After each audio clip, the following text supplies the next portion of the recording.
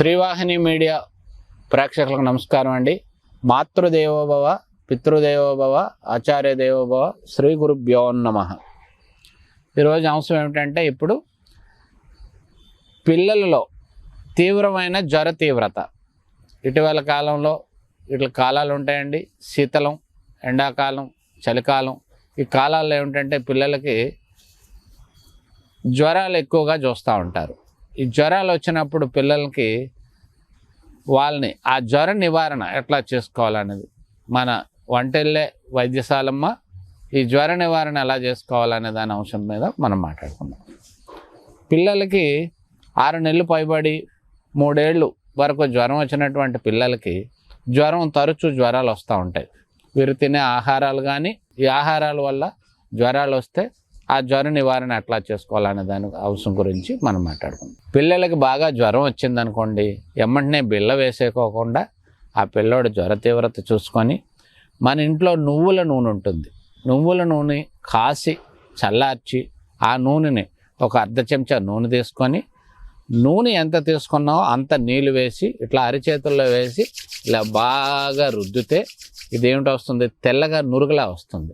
ఈ నురుగుని ఏం చేస్తామంటే కంఠం దగ్గర నుంచి ఇట్లా శరీరం అంతా, దేహం అంతా ఖాళీ లేకోకుండా ఆరారుగా పూయటం అంటే ప్రతి గంటకొకసారి ఇట్లాగా 4-5 పర్యాయాలు కానీ పూస్తే కనుకమ్మా శుభ్రంగా శరీరంలో ఉన్న వేడంతా తగ్గిపోయి, కళ్ళు ఎర్రదనం తగ్గిపోయి శరీరం అప్పటి వాళ్ళే చల్లగా కూల్ అయిపోతుంది.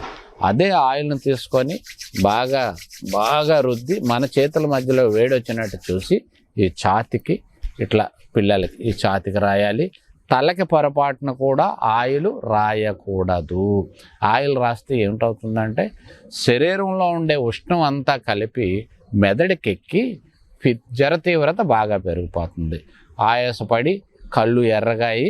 ఎందుకనంటే నూనె ఎప్పుడైతే రాశారో శరీరంలో ఉన్న ఉష్ణం అంతా తలకు లాక్కుంటుంది పైకి. అట్లా రాయకోకుండా అరిచేతులకి అరకాళ్ళకి బాగా సమృద్ధిగా రాసి ఇట్లా ఏర్జాలుగా కూర్చోబెడితే పిల్లాడిని జ్వర తీవ్రత దాని అంతటా అదే తలలో ఉన్న వేడంతా అట్లా శరీరానికి అడుగు భాగానికి వచ్చి అట్లా తగ్గిపోతుంది.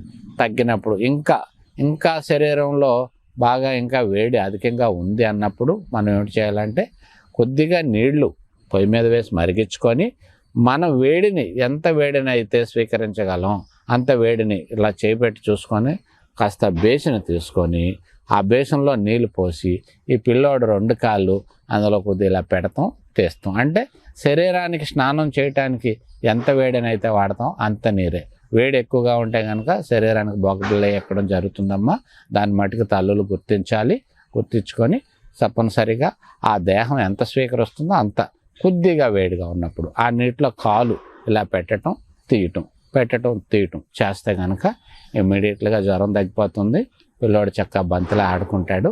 ఇట్లాంటి రెమెడీ చేసుకోండి అమ్మా. పిల్లలు ఏదైనా వస్తే అంతకీ తగ్గకపోతే ప్రత్యామ్నాయంగా ఇక ఎంత చేసినా తగ్గదు అనుకునేటప్పుడు వారికి ఎలాగో ఒక మందు అనేది ఏవేకి తప్పదు. శుభం.